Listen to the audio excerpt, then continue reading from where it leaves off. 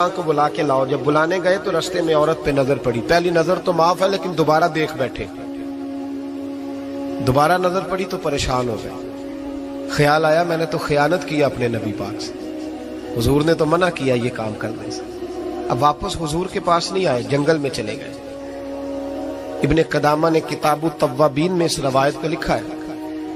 کہتے 40 دن وہ پہاڑوں میں روتے رہے کہ یا اللہ مجھ سے غلطی ہو گئی. کتنے دن؟ اب ہمارا شغل ہے, اس کو لوگ گناہ ہی نہیں سمجھتے. بدنگاہی تو کوئی گناہ ہی نہیں, اب تو یہ شغل ہے. اب تو ہمارے ہاں معاذ اللہ تعالیٰ سیانے بیانے بندے بیچ بیٹھے ہوتے ہیں جب یہ باتیں ہو رہی ہوتی ہیں. یہ شغل ہے ہمارا. اب تو ابا کے سامنے بچہ وال پیپر گندی تصویر کا لگایا ہوتا ہے پر وہ کہتا ہے با عمر ہے نا جی, عمر ہے نا جی. مجھے پتہ ہی نہیں ہے کتنا گند کر رہا ہے. یہ تباہ ہو جائے گا روحانی طور پر. اگر یہ گند دیکھنے میں الجھ گیا تو امام شافعی کا فتویٰ ہے جس کی نظر گندی ہوتی ہے اس کا حافظہ کمزور ہوتا ہے, وہ کوئی بڑا کام نہیں کر سکتا.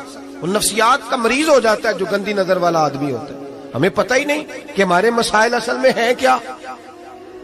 تو 40 دن جنگل میں روتے رہے. 40 دن محبوب سارا کچھ جانتے تھے پر خاموش رہے. حضرت جبریل امین حاضر ہوئے. عرض کی یا رسول اللہ آپ کا وہ غلام رو رہا ہے. رب کہتا اسے بلا لے, میں نے اس کا گناہ معاف کر دیا ہے.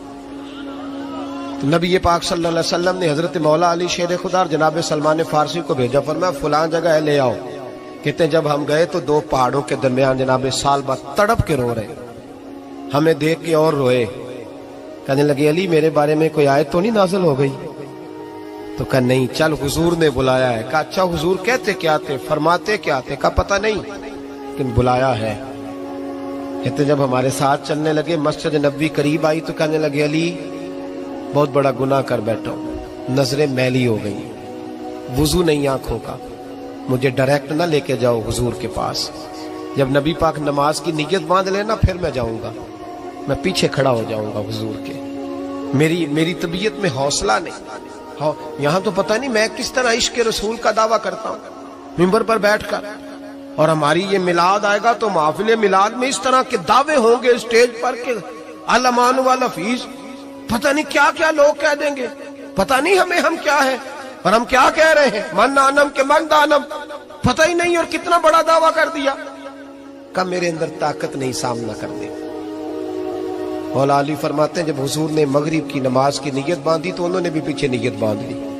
اتفاق کی بات یہ کہ حضور نے پہلی رکعت میں سورہ انفطار پڑھنی شروع کر دی. اذا السماء انفطرت واذا الكواكب انتصرت واذا البحار فجرت.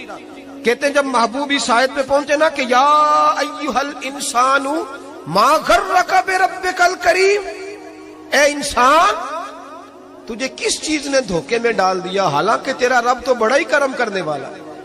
تو کس طرح کسی اور کے دھوکے میں بربک الکریم, اور ضمیر واحد ہے, میں تفسیر پہ نہیں جاتا.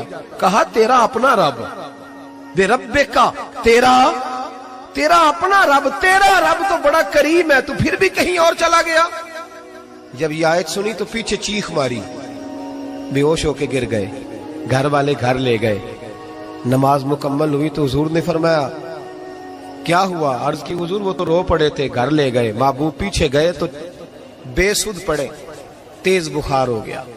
نبی کریم سرہانے بیٹھے اور ان کی گردن کو اٹھا کر سر کو گود میں رکھا, اور جب بالوں میں دستے مبارک پھیرا تو آنکھیں کھول دی, اور جھٹ سے اپنا سر زمین پہ رکھ کے کہنے لگے حضور میں اس قابل نہیں کہ آپ کی گود میں میرا سارا ہے, اس قابل نہیں, بڑا مجرم.